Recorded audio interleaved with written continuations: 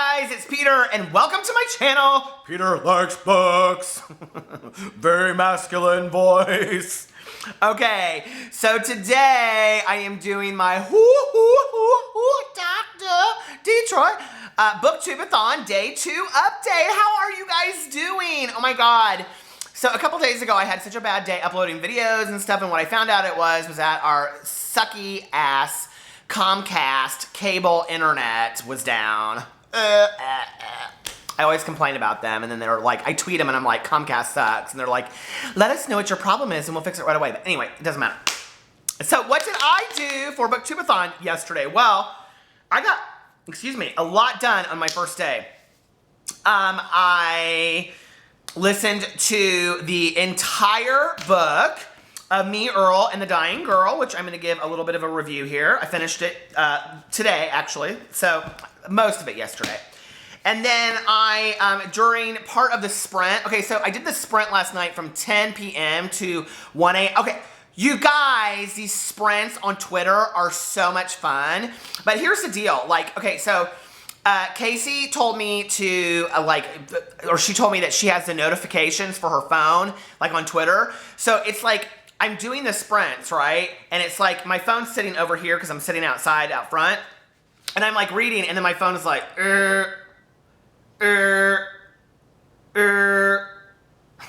getting like nothing done, right?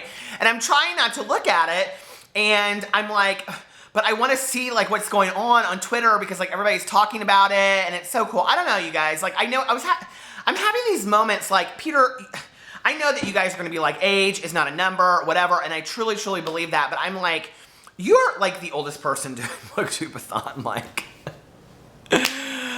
My friends must think I'm nuts, but anyway, you guys, I'm getting so much reading done, and I'm having such a blast, and I don't know, it kind of reminds me of being in high school again, so it's really fun, it's really cool, and so thank you for putting it together, and all the people that are doing it and creating the challenges and all that kind of stuff is really, really fun. So, but anyway, I got about 55 pages into Michael Crichton's Rising Sun.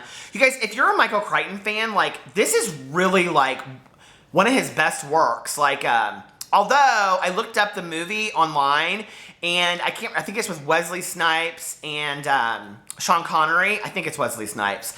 But Sean Connery must play this guy named Connor in the movie. Don't tell me if you've seen it or read it, because I don't want to be spoiled. But like I could keep on seeing him in my head as I'm reading it. So I'm gonna watch it after I read it. It's really good, you guys. Like, I mean, I last night didn't want to read anything else. I just wanted to read this. But I was like, every hour I'm gonna devote to something else. And then at 1 o'clock, well, I'll tell you about that in a second. So, okay. And I keep on putting Me Before You to the side. So yeah. So then I read, the next hour I read Jaws. And I got up to the 5th chapter on it. You guys, this book is like so much scarier than the movie. And I almost kind of wonder if it's because, like, I've seen the movie, so it's like the movie and the book together are really scary. Okay, for example, and I don't want to ruin this, this is the only spoiler I will give because you guys know I hate spoilers. But you know, like, at the beginning scene of Jaws, when they find the girl's arm, and it's like her hand and her fingernails, and they show all that, like, in the seaweed. In the book, it's half her torso with her head. I mean, it's like, you guys, it's 10 times worse. And you know, like all the parts about why the mayor doesn't want the town shut down and all, or the beaches shut down and all that kind of stuff. It like really goes into description of why. I mean, I know where it's going because I read the introduction. So it's really interesting. You guys should really. I mean, like I'm really surprised I'm loving this as much as I do. But like this is quickly becoming one of my favorite reads. So that, and then I very quickly just read like 21 pages of A Single Man. It's very depressing. Very depressing. Everybody tells me how much they love this book, and I'm like, I just kind of want to watch the movie. I don't know. I don't, to be honest with you. His writing is very good, but it's not like the writing that I want to read during a Booktube-A-Thon. It's like a book that I would read like in fall, having some coffee, really contemplating life, but it's not like really the book that I want to be reading out on my porch, in my porch swing at 2 o'clock in the morning. I don't know how to explain it. It's just very morose. It's very sad. So anyway, and then if I stay in the duff, I have made no progress in whatsoever. So we're going to talk about this in a second, but I wanted to get back to Me Before You. I have to finish this book this week because I'm doing the video with Maddie next week, and I really just want to get it done anyway, you guys. And since I finished Me and Earl and the Dying Girl like in a day and a half on Audible, I was like, screw it. I'm just gonna get Me Before You on Audible. So I went and I downloaded it. It's 14 hours and 47 minutes. So we'll see if I'm like an hour into it right now. So we'll see if, and it's not getting any better for me. I think somebody mentioned in one of my comments that they think that like it's the genre at a time of year, and that's totally it for me, you guys. Like, I just don't think right now, like, this is not a summer read for me. I don't know. And I meant to look up the movie. I can't think of what it's called. I'm actually going to look it up while we're sitting here talking. But there was a Julia Roberts movie. Do you guys remember it? It was, hold on a second. It came out like in the late 80s. It came up Julia Rivers. Do you guys ever, like, you Google, like, while you're driving and stuff, and it comes up all kinds of crazy shit, and then they still guess what it is anyway? I love the Google. Okay. I'm going to put Julia Roberts dying movie, and I bet you it becomes... people are, like, right now watching this, like, older... Dying Young. Do you guys remember that movie? Ah! So, anyway, Dying Young is about this girl. I loved it. It was also right after the Sleepless movies she did, like Death Before Sleepless or something. I don't know, where they do all the costume changes to Brown Eyed Girl. I love that movie, too. But anyway... Mystic Pizza? Anyone? Okay. These are people that like grew up with Julia Roberts like me. And I loved Erin Brockovich. It's hands down one of my favorite movies of all time. So anyway, and I don't care for Lou's hair at all. I do think it looks like Princess Leia, like her mom says. But anyway, let's see. So, yeah. So it reminds me of, what did I just call this movie? Dying what? I cannot believe I just looked it up and now here I have to look it up again. Dying Young. Julia Roberts. What was that guy's name that was in it? Dying Young. It doesn't say here. Cast. Oh, Campbell Scott. What happened to him? Let's find out what happened to him. So Campbell Scott was also in a movie called Longtime Companion, which was like one of the very first like AIDS movies ever, and it was so, so, so good. He's 55 years old and he lives in New York City, and his spouse is Ann Scott. And he has many siblings, it says. So does Julia Roberts. Eric Roberts was back in the day, so fine. This has gone like in a really weird direction. But anyway.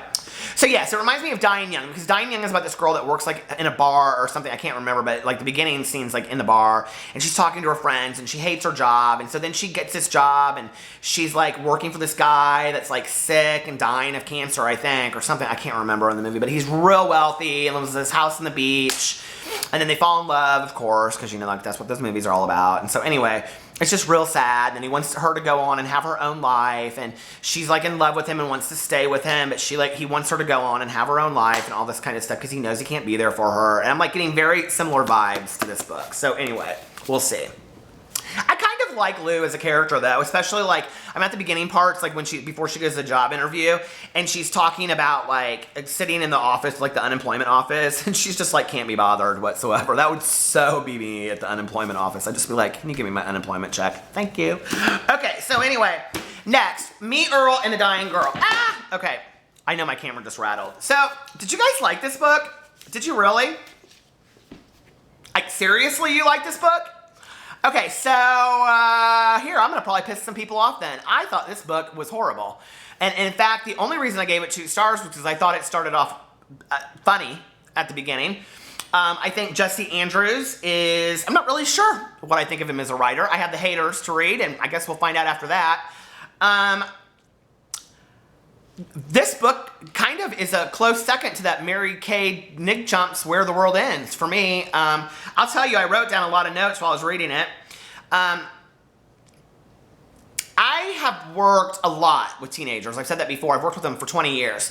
And a lot of the language in the book was very similar to how teenagers talk. I think that he really, really nailed it.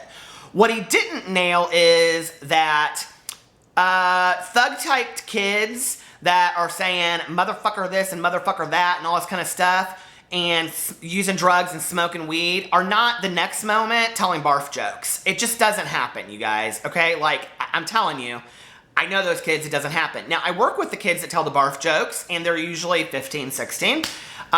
Anyway, I didn't at all think the writing was, I thought it was poor. I did not like his experimental use of the script writing and the different points and the listing. It just was very, very confusing. The Audible version is 10 times more confusing. The narrator goes in and out of Earl's voice, so you don't know if it's Earl or Greg talking.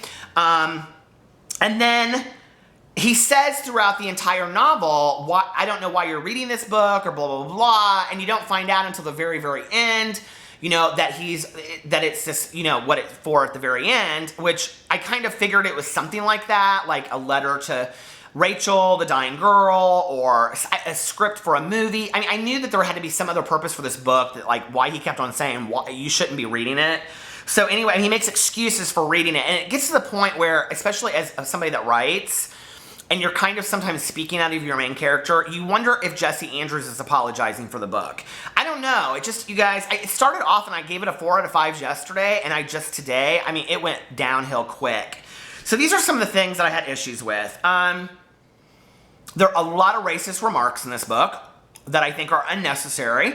I think there are racist words that are used that if you are a more equipped writer, you could use a different way to describe those things without having to go to a racist point. It is definitely not a book to show a liberal point of view. So there's no purpose in there whatsoever other than just to show how the characters talk. The gay remarks and the bisexual remarks, the first time, excusable. The second time, I had a hard time with. The third or fourth time, not to mention the 7th or 9th time, I was a little bit like, okay, is Jesse Andrews homophobic? I mean, some of the comments about, you know, like, you gay faggot, and I'll play the gay uncle, and then I'll fuck you. And I mean, some of it was so gross, I just was like, enough. The questioning about bisexuality, I think, is a conversation that teenagers would have, some of them. I just don't think, like, I mean, I felt like reading this book that it should have come out, like, at a different time period. Like, I haven't looked to see when it was published, but I felt like it should have come out, like, in the late 90s. Did it come out in the late 90s? It doesn't even say in here. I don't know. Do you guys know when this book was published? It doesn't say anything in here about, oh, because it's on the last page. 2012, so I think there's no excuse for that. I thought that Greg Gaines was sexist and misogynistic. I thought that he didn't believe in himself. I thought he was a dishonest narrator. I thought he was not a likable character. I was hoping through the process of having a friend that was dying of cancer that maybe it would enlighten him a little bit about life is short, do what you want to do with your life, treat people better, be a nicer person. There's no character change whatsoever in the book. Not a grand character change.